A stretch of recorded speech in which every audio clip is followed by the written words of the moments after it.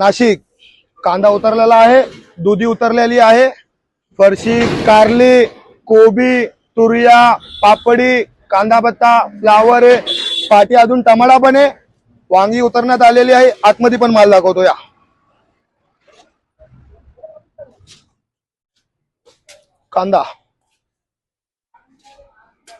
कांदाच कांदा आलेला आहे. रमजान जवळ येतोय म्हणून कांद्याचा पण एनी टाइम स्टॉक असणार आहे आपल्याकडे. 1 ते 2 ते 3 ते 2-3 टन माल डेली आपल्याकडे असणार आहे कांद्यामध्ये. टमाटा तर एनी टाइम स्टॉक मध्ये असतो, ते तर तुम्हाला सांगतच आलोय. फ्लावर पण उतरतोय. फ्लावर तो स्टॉक होता आपल्याकडे 800 तो 1000 किलोचा, तो पण पुन्हा संपण्यात आलेला आहे.